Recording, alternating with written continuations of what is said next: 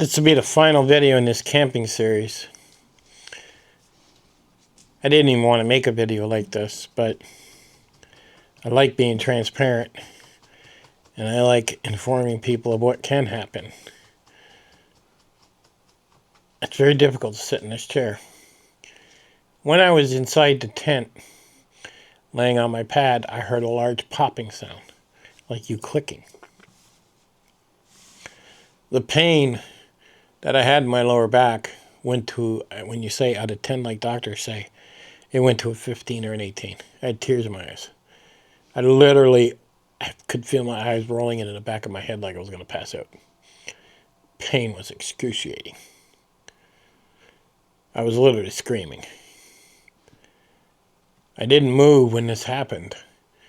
I don't know, I was like 10 minutes not moving. I decided I was going to climb out of the tent. So I got on my knees and I crawled. And my face was rubbing up against the ground, and the ground was cold, so it felt good. I kind of just stopped and left my face there.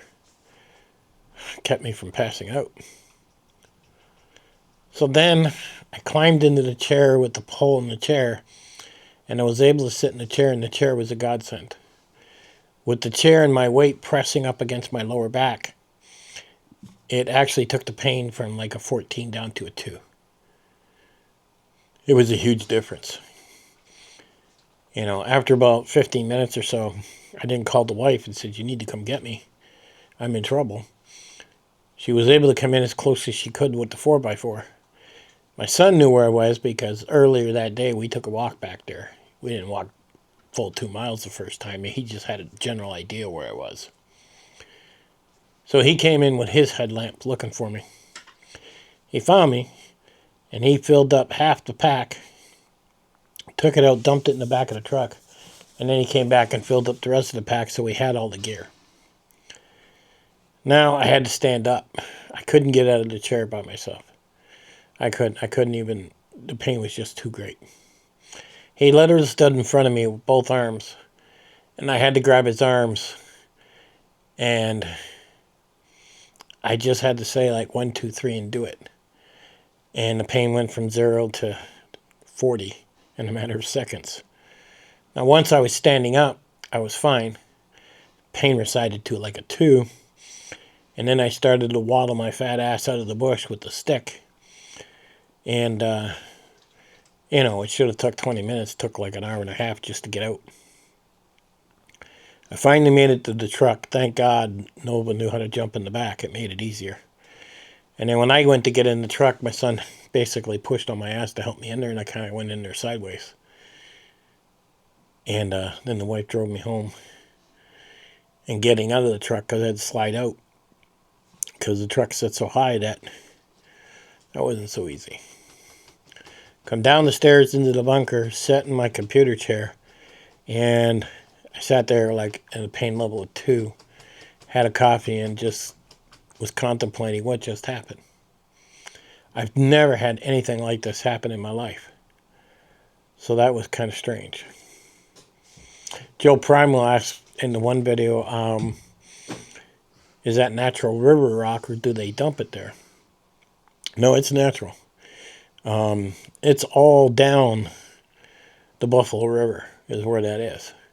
We have, I don't know, you call them quarries or whatever. We have companies that are set up that do nothing but mine that river rock because it just constantly builds up. This entire bunker is made from river rock. It is the hardest shit you've ever seen in your life. I don't even think you need any steel in this concrete. It's hell to break up. It just gives concrete a whole new level of hardness you ever seen. But that river rock just builds up there. They actually go down there and take some of it out. A lot of the local people will go down there with their 4x4s and fill up pails and throw it in their driveway. It just keeps building up because of the water traveling down there. It's what it does. But I'm like a 100-year-old man. I'm like bent over when I walk. I can't get out of my computer chair. My son has to help me. I'm able to get into bed by myself and lay there. I scoot over and I get my legs down But I still need his arms to pull myself up, and there's still a lot of pain, like an 8, when I get out. And then I kind of waddle and walk over to the computer chair and kind of fall into it and get set up where the lower back is pressed up against the chair. Of course, this is only day 1. I'm sure in time it'll heal. But boy, oh boy, I don't think I did anything to him when I was carrying the pack. I mean, I didn't have any pain carrying the pack. When I had pain when I was out there is when I was bending over a lot. Setting up the tent or stuff like that is when I had pain. But if it was a true situation of an SHTF situation, I probably would have just laid on the rubber pad. The inflatable pad is what irritated it. I needed something hard. Like, my bed is a very hard bed. So I guess if I would have just stayed on the ground, I would have been okay, but it wasn't so easy. And in dealing with my dog at the same time, made it harder, because if I'm trying to get out of the tent, she wants to get out of the tent, So it does make it difficult. But even sitting here is very difficult. But as I heal, I don't know. I'll come back with a video in time and tell you how it's going. But right now, boy, I'm in a lot of pain. And I don't want to go to a doctor. I mean, I don't want to go to the hospital. That'll be a bill. It wouldn't be enough for insurance. I'd go in there and, I'd end up with definitely anything over $2,500. I mean, you go to a hospital or something in the USA, it's ridiculous what they charge you. And I don't want no monthly payments. So, good thing I have a high pain tolerance, but I'll push it out over the next week and see how it feels. If it starts to get better, then I'm okay. But if it doesn't, maybe I'll have no choice but to go to the doctor's and get an x-ray and see what's going on. But even if I did go to a doctor's, what would they do?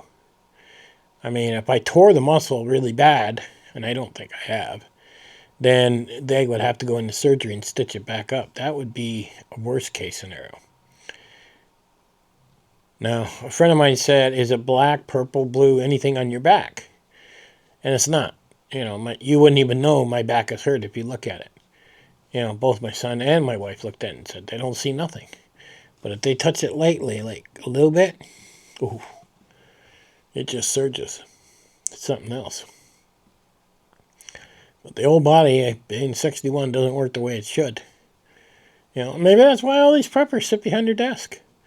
Maybe their bodies can't take it. Maybe they don't have a high pain tolerance. Maybe they can't do shit anymore and they just don't want to admit it. Maybe they don't want to admit if SHTF goes off, they're dead. Nobody wants to believe they're going to fail, right? But yet everybody knows millions will die. A lot of people say, oh, I'm bugging in, I'm not going out. Well, they're saying that because they know they can't do it. And they've basically accepted death. And that's what they've done. Like, I like going out and camping like that and testing my gear. And there was 4 or 5 things I shouldn't have took, which would have shaved a couple pounds off my pack that I noticed. And each time you go out, you start to get it dialed in. It don't matter if you go out for a few hours, you go out for a day, you'll realize what you're taking and shouldn't be taking. Like, I had plans in my mind. I was going to have a steak when I first got out there. And after getting everything set up, I was too tired. I was like, I ain't cooking no steak right now. And I drank a lot of water. I mean, I drank both those jugs of water right away. I should have carried another container of water. I do have a container. I should have had, it would have weighed it up more, but I should have carried in more water. And you start to realize where your mistakes are, and that's a good thing. But if they don't get out there and do it, and even if they can't do what I did, they could they could do it in their backyard, But they're not even. I see guys that say, here's my get-home bag or my bug-out bag, and they say, I've got 3 knives. And they'll say, I'm a knife guy, I like knives. Well, who gives a shit if you like knives? It's too much weight. It's ridiculous. I left a blue film on it because I wanted to keep it looking good. Why? It's meant to be used. It's ridiculous. They're not doing it. You know? And I think they just like to watch videos of guys doing it like me and living through you instead of going out and actually doing it. You know, I did learn that when my back is throbbing like that, don't push myself. I should have just waited a week and probably would have healed up a lot quicker, where now it's going to take a month to heal. You know, I'm always pushing myself. I've always done that. I need to stop doing that as I get older. But right now, I can barely walk. And when I climb out of bed, it's a 5-minute ordeal, even when I get out of my chair. If it wasn't for my son here helping me, I don't know what I would have done. I really don't. So anyhow, I'll be back. We'll be testing some more, and I'll catch you guys on the next one.